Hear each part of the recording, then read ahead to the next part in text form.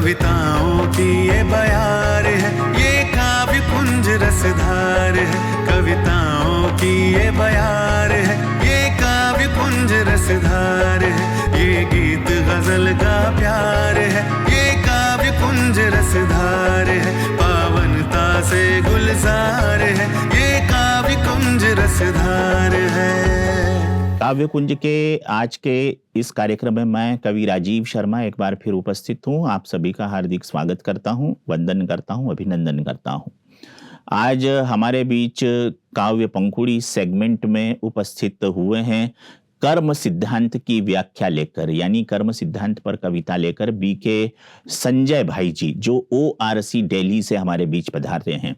देखते हैं कि बीके संजय भाई जी आखिर ORC से हमारे बीच आकर क्या कहना चाहते हैं कर्म सिद्धांत को लेकर, क्योंकि ऐसा कहा गया है कि कर्म प्रधान विश्व करी राखा, जो जस करहि सो तसु फल चाखा। जो जैसा कर्म करता है उसको वैसा फल मिलता है। ये भारत का दर्शन सदियों पहले से दुनिया को कहते आया है। तो सुनते हैं संजय भाई से।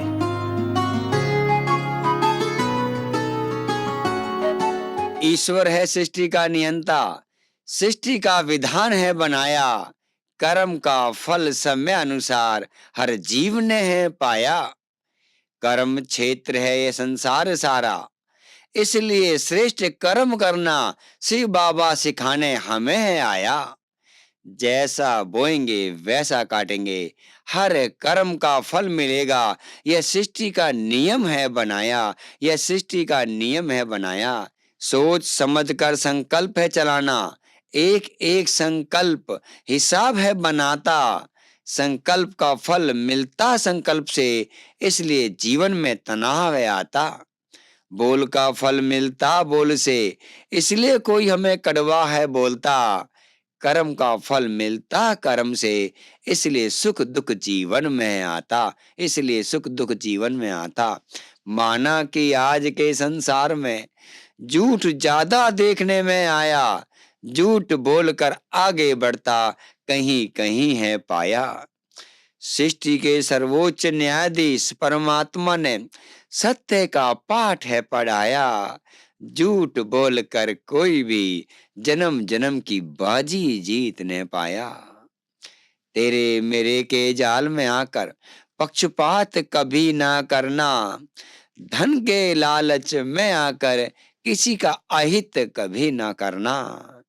चार युगों का ज्ञान देकर परमात्मा ने यह बताया, मिलता है सबको कर्म का फल, हर युग में यह सिद्धांत चलता आया। मिलती है सफलता सत्य के पथ पर, यह है राजयोग का चमत्कार। होता है अंत में सत्य का बोलबाला, यह कर रहा हर कोई स्वीकार, यह कर रहा हर कोई स्वीकार।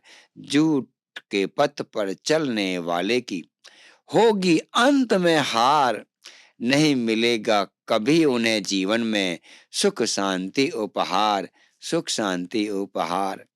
सिखाया है हमें स्वयं परमात्मा ने कि सच तो वीटो नच, दुख अशांति चिंता फिर कभी न करेगी टच। दुख अशांति चिंता फिर कभी न करेगी टच। आओ मिलकर करें हम संकल्प, कर्म सिद्धांत को अपनाएंगे। अपने श्रेष्ठ संकल्प से भारत को स्वर्ग बनाएंगे, भारत को स्वर्ग बनाएंगे। पटियाला पंजाब से बीके नीना हमारे बीच उपस्थित हुई है। चहक चमेली सेगमेंट में घर बैठे भगवान मिल गया रचना को लेकर आपके समक्ष अपनी भावनाओं का प्राकट्य करना चाहती है। आखिर हम समझें और सुने कि भगवान मिल जाए वो भी घर बैठे, तो फिर इंसान का मन मयूर कैसे थिरकने लगता है, कैसे नाचने लगता है, कैसे अपने पंखों को फैलाने लगता है। तो बहुत बहुत स्वागत है नीना जी का। भक्ति का फल भगवान मिल गया तो क्यों न खुशी से नाचे मन। भक्ति में अनेकों तीर्थ घूमे पर उस रब को पा न सके। गंगा में अनेकों गोते खाए पर पापों को धो न सके। अब घर बैठे भगवान मिल गया तो क्यों न खुशी से नाचे मन। अमृत वेले उठ प्रभु से मिलते, मीठी मीठी बातें करते, कुछ अपनी कहते कुछ उनकी सुनते, ऐसी बाबा की गोद मिली, थकावट सारी उतर गई, तो क्यों न खुशी से नाचे मन, तो क्यों न खुशी से नाचे मन। प्रेम में उनके ऐसे खोए, बंधन सारे टूट गए, पुराने संस्कारों से नाता छूटा, रिश्ते नाते भूल गए, कांटों से हम फूल बन गए, तो क्यों न खुशी से नाचे मन, तो क्यों न खुशी से नाचे मन। गुलाब अपनी खुशबू चहुं और बिना स्वार्थ फैलाता है, तभी तो देव पूजा में बड़े दिल से चढ़ाया जाता है। मैं तो अल्लाह के बगीचे का रूहानी गुलाब हूँ, तो क्यों न खुशी से नाचे मन, तो क्यों न खुशी से नाचे मन। नवयुग की स्थापना में बाबा का राइट हैंड बन गया, तो क्यों न खुशी से नाचे मन। मुझे घर बैठे भगवान मिल गया, तो क्यों न खुशी से नाचे मन, तो क्यों न खुशी से नाचे मन।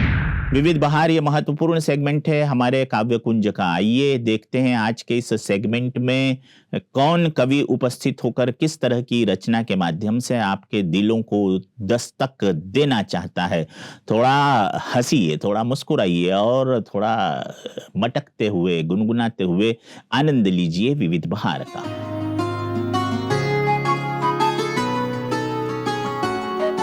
कि उनके मुख में लड्डू, कि उनके मुख में लड्डू माखन और मिस्त्री मावा, कि उनके मुख में लड्डू माखन और मिस्त्री मावा, जिनको याद रहता केवल और केवल बाबा, केवल और केवल बाबा। और उनके दिल में बसता देखो वो मेरा बाबा, और उनके दिल में बसता देखो वो मेरा बाबा। अरे सादा जिनका जीवन और सादा है पहनावा, सादा है पहनावा। तो ये था आज का कार्यक्रम काव्य कुंज। आशा है आपको पसंद आया होगा आज का एपिसोड। यदि आप अपनी बातें हम तक पहुंचाना चाहते हैं, किन्हीं सुझावों के लिए, किन्हीं ऐसी उपादानों के लिए जिससे हमारा कार्यक्रम बेहतर हो सके, तो आपका बहुत बहुत स्वागत है। इजाजत दीजिए फिलहाल कवि राजीव शर्मा को। नमस्कार।